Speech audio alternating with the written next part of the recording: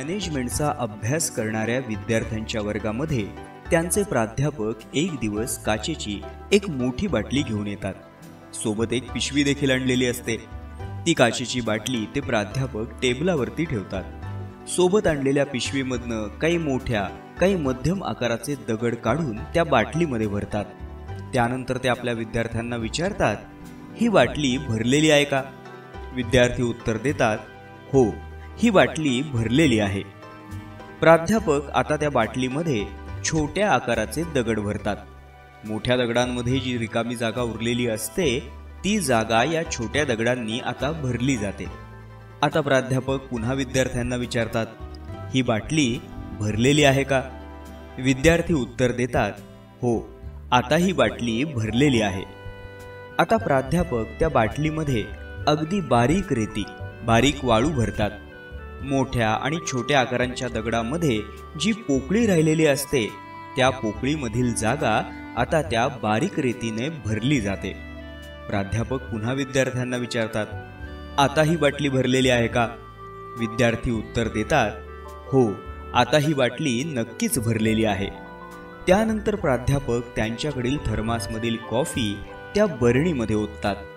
त्या बरणीतील मिश्रणातून झिरपत झिरपत ती कॉफी त्या बरणीमध्ये सामावते. प्रश्नार्थक नजरेने प्राध्यापक विद्यार्थ्यांकडे पाहतात. विद्यार्थी म्हणतात की आता ही बाटली खरोखरच भरलेली आहे. आता प्राध्यापक विद्यार्थ्यांकडे वळून म्हणतात, बाळांनो, ही बरणी म्हणजे आपलं आयुष्य समजा. मोठ्या आकारांचे दगड म्हणजे आपल्या आयुष्यातील अत्यंत महत्त्वाच्या गोष्टी. आपले आरोग्य, आपले कुटुंब, आपल्यावरील जबाबदाऱ्या, आपल्या मूलभूत गरजा, आपली नोकरी, आपला व्यवसाय, सर्वात प्रथम प्राधान्य या महत्त्वाच्या गोष्टींना. म्हणूनच आपण या मोठ्या दगडांना या बरणीमध्ये सर्वप्रथम स्थान दिले. लहान आकाराचे दगड म्हणजे त्यानंतरच्या गोष्टी. मूलभूत गरजा भागल्यानंतर आयुष्याला सुखी आणि समृद्ध करणाऱ्या गोष्टी, जीवनमान राहणीमान उंचावणाऱ्या गोष्टी, या गोष्टींना दुसरं प्राधान्य. पण मूलभूत गरजा भागल्या, राहणीमान उंचावलं म्हणजे आपलं आयुष्य पूर्ण झालं का? तर नाही. अजूनही आयुष्यात काही पोकळी राहिलेली असते आणि ती पोकळी भरून काढण्याचे काम करतात ते तुमचे छंद, आवडत्या गोष्टी, आवडत्या ठिकाणाचा केलेला प्रवास इत्यादी गोष्टी.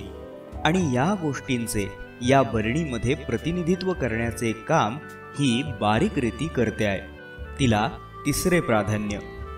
तर संपूर्ण आयुष्य सुखी आणि आनंदी झाल्यावर देखील अशा अनेक गोष्टी करायची आपली इच्छा असते. अशा अनेक छान आणि चांगल्या गोष्टींचा उपभोग घ्यावा असं आपल्याला वाटत असते, ज्यातून आपल्या साऱ्या आयुष्यामध्ये सुख आणि आनंद बरसत जातो, झिरपत जातो. अशा गोष्टींना अखेरचे प्राधान्य, ज्यांचे प्रतिनिधित्व इथे कॉफी करते. आता या ठिकाणी आपण जर सर्वप्रथम अशा छोट्या छोट्या गोष्टींना म्हणजे केवळ सुख आणि आनंद देणाऱ्या गोष्टींना जर प्रथम प्राधान्य दिले असते, म्हणजेच या बरणीमध्ये आपण सर्वप्रथम कॉफी आणि बारीक रेती भरली असती, तर मोठ्या आणि छोट्या दगडांना त्या बरणीत जागाच मिळाली नसती. म्हणजेच आयुष्यातील अत्यंत महत्त्वाच्या गोष्टींना, मूलभूत गरजांना शेवटचे प्राधान्य दिल्यासारखे झाले असते, जे अगदी चुकीचे आहे. तर केवळ आणि केवळ मोठे वा छोटे दगडच त्या बरणीमध्ये प्रथम भरून आता बरणी पूर्ण भरली आहे असे म्हणून थांबणे, म्हणजेच मूलभूत गरजा भागल्यानंतर आणि थोडेसे राहणीमान उंचावल्यानंतर आयुष्य परिपूर्ण झाले आहे असे म्हणणे बरोबर नाही.